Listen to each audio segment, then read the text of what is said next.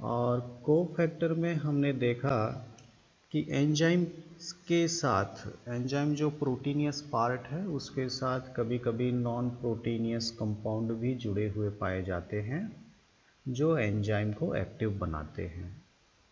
तो proteinaceous part को तो हमने नाम दिया था एपो एंजाइम। हाँ, प्रोटीनियस पार्ट को क्या नाम दिया था?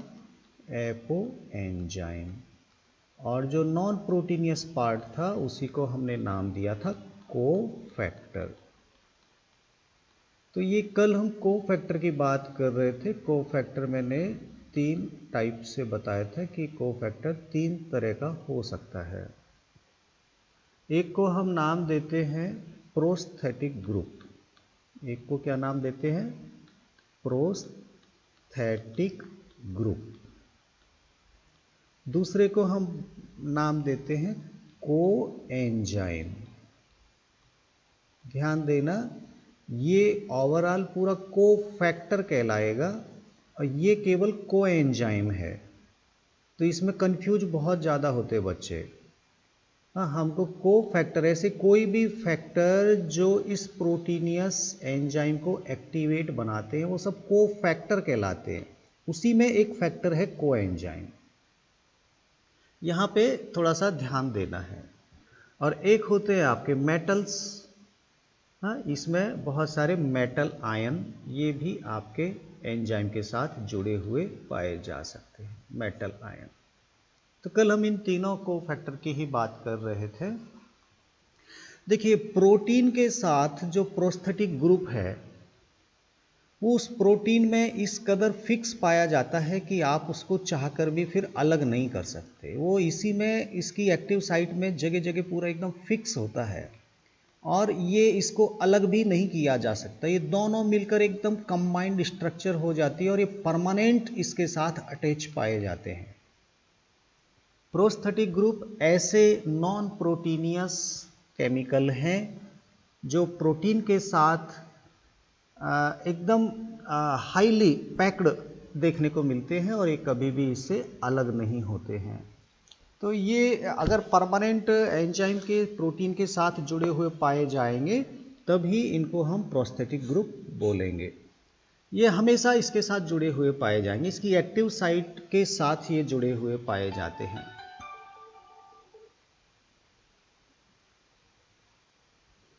तो प्रोस्थेटिक ग्रुप में ये जो भी कंपाउंड है वो प्रोटीनियस जो आपका एपो एंजाइम उसकी एक्टिव साइट के साथ परमानेंटली जुड़े हुए पाए जाते हैं।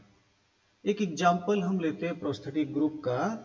मैं बात करता हूं हीम। हीम अपने आप में एक प्रोस्थेटिक ग्रुप है जो परऑक्सीडेज एंजाइम की एक्टिव साइट के साथ परमानेंट जुड़ा हुआ पाया जाता है। Heme is found attached with the peroxidase enzyme as a prosthetic group। तो थोड़ा सा एक नाम याद कर लीजिए, एक एग्जाम्पल याद कर लीजिए, परऑक्सीडेज एंजाइम। ठीक है, परऑक्सीडेज एंजाइम में प्रोस्थेटिक ग्रुप के रूप में कौन पाया जाएगा? हीम पाया जाएगा।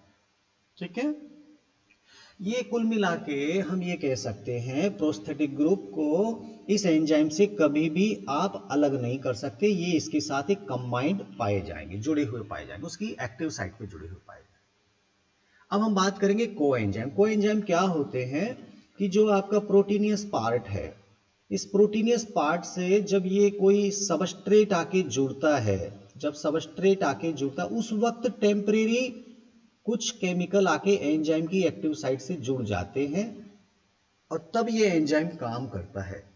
जैसे ही सबस्ट्रेट प्रोडक्ट में चेंज हो जाएगा ये कोएंजाइम भी फिर वापस एंजाइम से अलग हो जाते हैं। ये टेम्परेरी अटैच होते हैं, बस इतना सा अंतर है।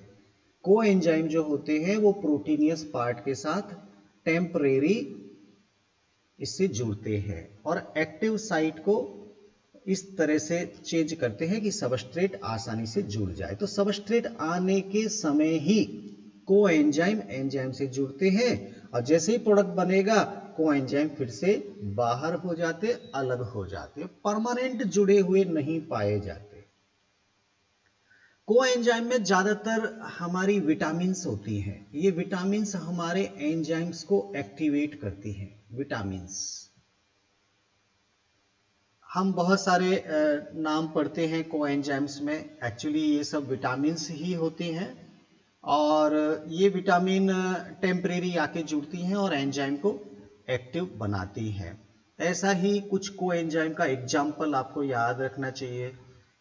जैसे मैं आपको बात करूं, कोएंजाइम है आपका NAD।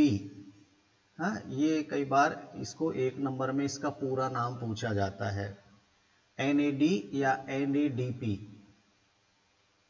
हाँ, इनमें विटामिन A पाया जाता है।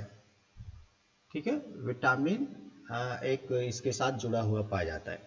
NAD का पूरा नाम थोड़ा याद कर लीजिए, ये कोएंजाइम के रूप में काम करता है। NAD nicotinamide adenine dinucleotide. ये क्या नाम बता दिए सर, ये आगे चल के आपको काम आएगा। निकोटिनामाइड मतलब निकोटीन के साथ एमाइड जुड़ा है, एक ही नाम बन गया निकोटिनामाइड।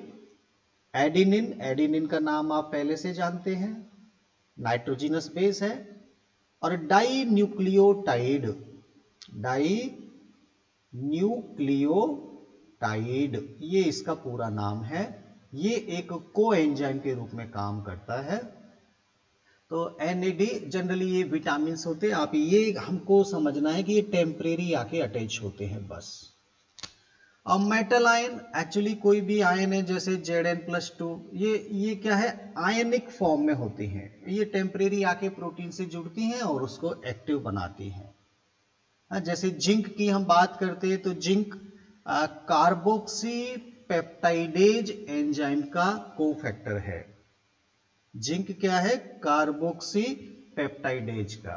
ऐसे हम बात करेंगे मॉलिब्डेनम, मॉलिब्डेनम नाइट्रोजिनेज एंजाइम का कोफैक्टर कहलाएगा। तो एक छोटा सा टॉपिक था कि आखिर क्या होते हैं कोफैक्टर। कई बार एंजाइम्स को एक्टिव बनाने के लिए कुछ नॉन प्रोटीनियस कंपोनेंट भी जुड़ते हैं। अगर परमानेंट जुड़े हुए पाए जाते हैं तो प्रोस्थेटिक ग्रुप कहलाएंगे। अगर टेम्परेरी जुड़ते हैं तो कोएंजाइम कहलाएंगे। अगर मेटल आयन जुड़ती हैं तो उनको मेटल आयन ही बोलते हैं। तो एक छोटा सा ये लास्ट टॉपिक बचा था, मुझे लगता है आपको कुछ समझ में आया होगा। यहाँ बस केवल इनके नाम याद कीजिए। कोफैक्टर और कोएंजाइम में थोड़ा सा कंफ्यूज नहीं होना है और NAD का पूरा नाम याद कर लेना है, निकोटिनामाइड एडेनिन डाई न्यूक्लियोटाइड। और इसमें P लगा है तो आगे फॉस्फेट और लगा दीजिए, phosphate. Nicotinamide adenine dinucleotide phosphate, तो ये NADP हो जाएगा। ठीक है, तो ये चैप्टर हमारा आज फिनिश